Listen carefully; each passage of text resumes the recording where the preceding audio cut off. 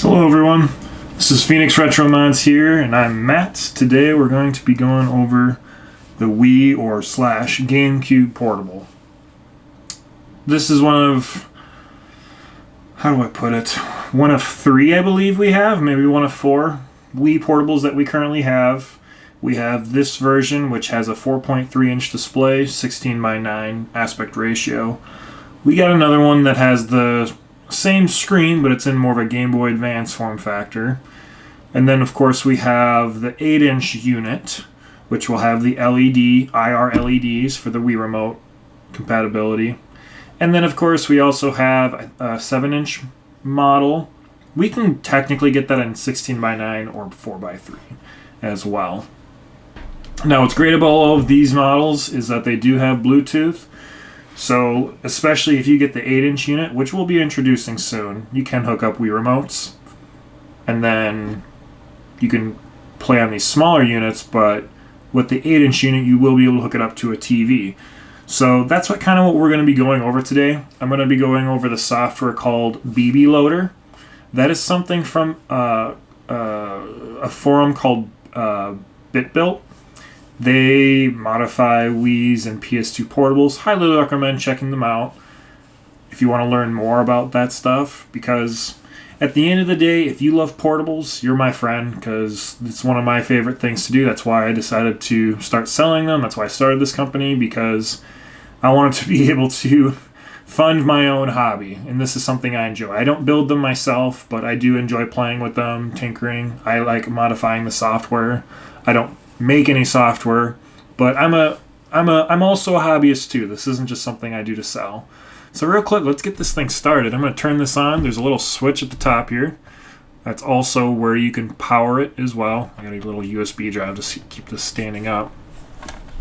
You will typically have a headphone jack on the bottom, but this unit doesn't have it, but we do have Bluetooth. On the back, we're going to have the Z button. Has a nice clicky feel. Then we have the L and R. These are both analogs, so if you just press it slightly, it will do a half press, or if you press it fully, it will do a full press. So games like Metroid Prime, Super Mario Sunshine is probably the most well-known. I believe Super Smash Brothers uses it for some form of shield. I don't recall how it works. There's a couple games that utilize it. Not a ton, but a lot of the Nintendo classics do. So the front here, this is a PS Vita joystick.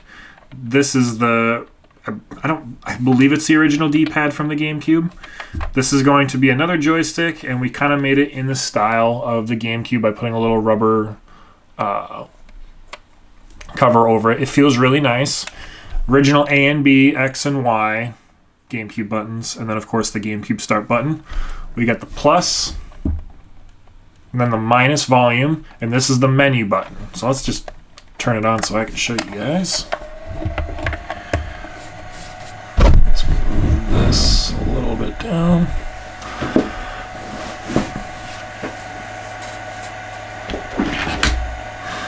Get the Wii remote right here. And we'll go over that in just a sec, but I'm going to put that to the side actually.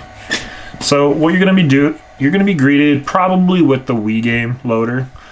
You use the C stick to move around. So you got Virtual Console. That'll bring us to Virtual Console games. This one's still in development stage. It used to not work, so it's really great. It's super easy too. It used to be a really complicated process to add WiiWare and Virtual Console games. All you have to do is copy and paste it into the Virtual Console folder. I think it just says VC.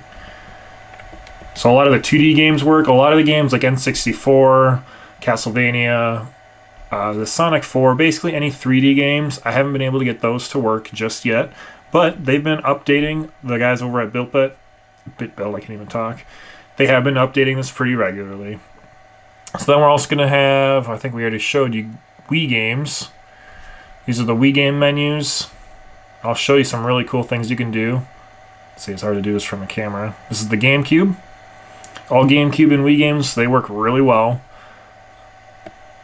The home button doesn't really do anything. Here, let's see if I can get to it again. You have to press and hold it. This is the Homebrew. So if you have any emulators, if you have any channels, all you gotta do is put them in the app folder. Now it's pretty straightforward to add these. I probably won't do any tutorials on them because there are so many. And for the most part, they're pretty easy to figure out, and there's a lot of documentation with how to add Homebrew applications. Super easy. Not 64 works pretty well. Oh, you move with the D-pad, by the way. SNES, VBA GX, which is a Game Boy Advance emulator, Super Nintendo, Genesis, Nintendo, that's for GameCube. So a lot of just the basic classics. Not all of the emulators are going to work, mainly because these run off of the USB drive. The USB drive is soldered in there. You just take out the SD card. The SD card, I have a kind of a generic one here, but if you ever want to upgrade it, you're going to want to use, I believe it's a Samsung Evo specifically. I'll have a link in the description for what you can use, and that works well. The one downfall, but one thing I do like with the SD cards, is they are kind of picky, the software over at BitBuilt, for what works. So before you start going crazy with getting a terabyte SD card, make sure it works. Samsung Evo is pretty popular. It's one of the cheaper ones. So, and real quick, this is the air vent. It's not incredibly loud. It pretty much stays similar volume most of the time. Showing that. I believe this will eventually be the emulator section. It doesn't do anything currently.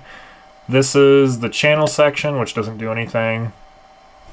I believe that'll probably show channels that are installed on your Wii. That's just a guess. They don't really have a ton of documentation on BBloader so far. So, real quick, I'm going to go over, while we're kind of here, the Wii section. Come on.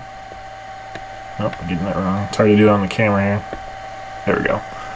The Wii section, what's really cool about this software is you can play, it's not going to work for all of the games, but you can add your own controller configuration so that you don't have to use this Wii remote. So games like Kirby, this uses the SNES Classic game remote, if I'm not mistaken. Actually, no, this one doesn't. I apologize. This one uses horizontal. We do have it mapped on here. It will come with the controls for this Kirby. It'll be for this specific, what's it called? Region version, because they're going to have different regions, and the button mappings that we have by default aren't going to work for every single region of said game. So, with that being said, I just recently mapped Super Mario Galaxy, and I'm just going to show you what I did. So what you do is you click B. Now from this menu, I think all of our models don't have Wi-Fi working, or at least the software part of it. I don't know if the hardware is. I believe we might be able to get Wi-Fi, but please don't ask for it unless you're willing to pay a little extra. Anyway, I'm not going to go over that. I don't think it'll cost any extra, but it just takes up a lot more time to set up the software differently. So just ignore me. So real quick, you see where it says Enable GC2 Wii Remote. You click B to get to this menu. You click Configure. You click which orientation it is. In this case, it's just the standard. You can do sideways, or the regular standard is typically what you'd hook up a classic controller, or I believe a nunchuck in this case. You can see if it's, you can check if it's Wii Motion Plus. You got the Wii Motion IR mode. So the difference between Shift and Direct, what it's going to do is it's going to zoom around with the C button, and it will go back to the middle when you're done. So it's going to follow the exact pattern. Sorry, not the C button, but the C stick. It's going to follow that exact pattern. Shift, it's just going to move.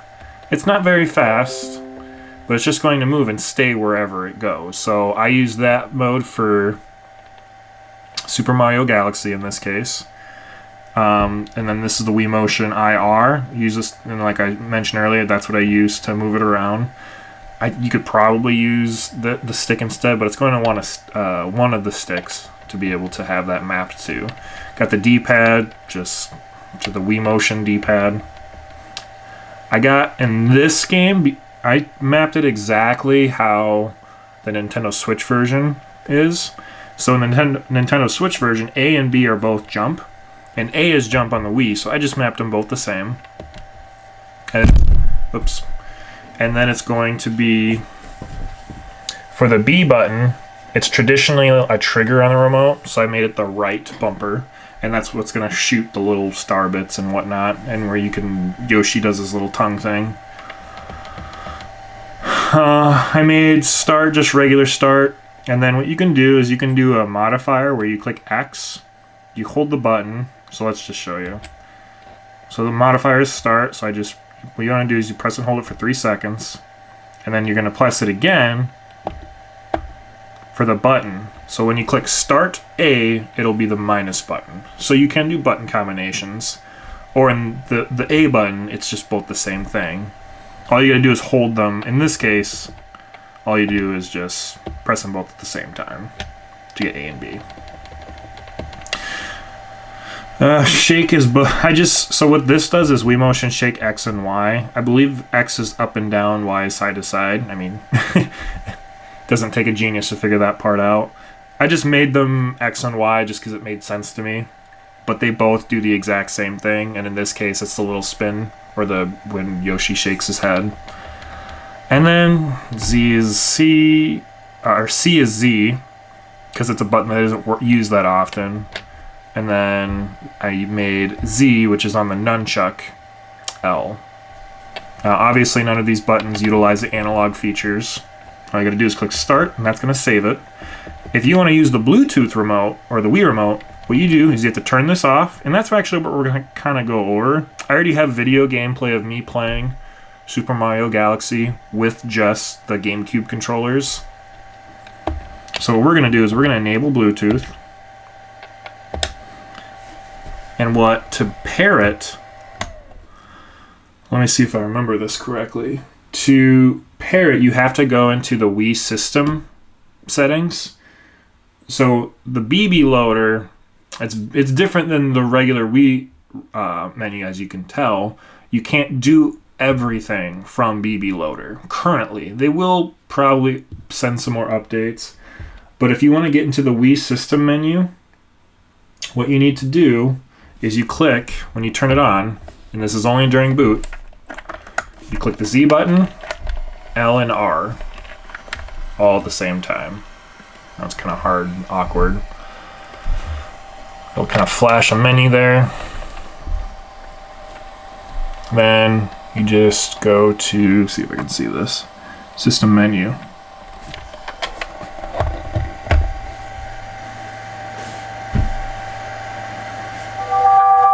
And then there you go. I already have it paired, but I'll just show you for solidarity to make sure we kind of already all understand how to do it. Let's bring these both here. So we got the Bluetooth button right here. It's flush, so it's kind of hard to press, which is a good thing.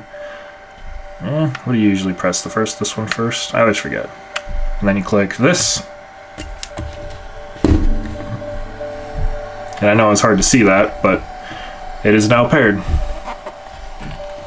And that's it. It's pretty easy, just like the original Wii. You're just not going to, I think the Wii does a little lighty thing when you press the Bluetooth sync button, which is not going to be the case in here. And I don't have an IR,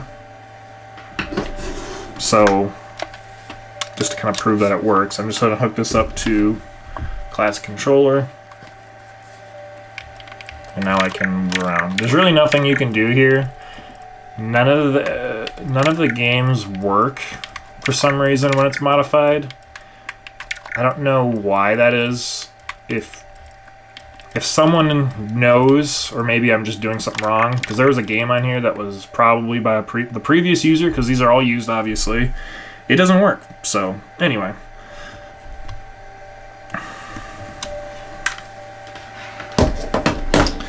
Let's get this started. We're gonna go back. Now, it's not perfect, the connecting of the Bluetooth remote, from what I hear. The only issue, I should say, it's not, it works well. What I mean is I think if you like leave it in idle mode, oh here, let's go back. I think you have to like, well, you'll have to like repair it or something if for some reason it goes in idle. I don't remember. I haven't tested it. So if something wrong happens, check the BitBuilt website. I'll put the forums in there. If something happens with the remote, I think it has something to do with if it idles, it won't let you turn on the remote back again.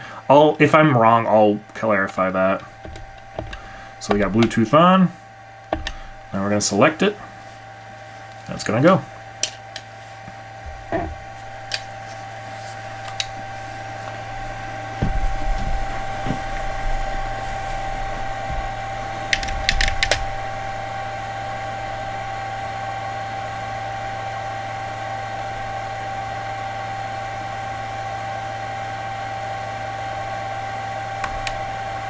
And there's some other cool features, which I'm going to go over. But as you can tell, I don't even think it works without the IR in this case. Oh, there we go. So yeah, you can tell it works. I'm not going to spend a lot of time with this. But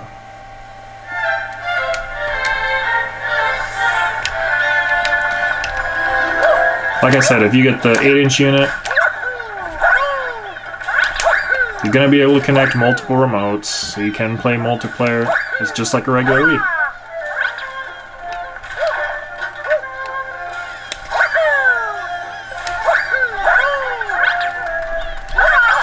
Yeah, you get the idea. I think the speakers, everything works exactly how it should. So let's just go back here. I'm going to show you guys a couple more things that I think are kind of cool.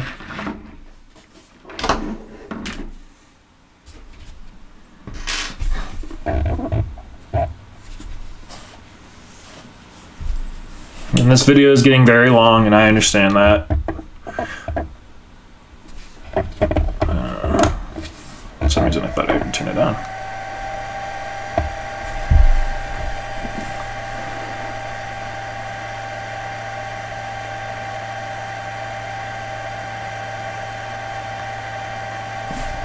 Alright, let's go to GameCube games.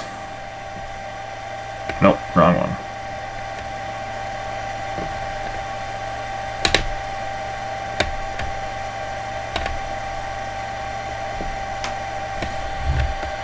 There we go. Is if you click B, you can force progressive scan. All of these displays, I don't think I mentioned this, but they will have progressive scan. It is an IPS display. It's in 480p, so it's going to look very beautiful. The camera doesn't pick up the quality amazing. You probably see those lines on there, but it looks really good. You can do different video modes, which I wouldn't really worry about because it's going to just be auto in this case. I don't know what this does. But if you want to force widescreen, that is a feature of Nintendo, which I think is kind of cool. I don't know how well it works. I haven't used it on every single game. But a lot of the classics, I know, I'm 90% sure that Double Dash works pretty well. But this already has progressive scan built in. So for some reason the game doesn't have the progressive scan feature, it can be forced. I should have clarified.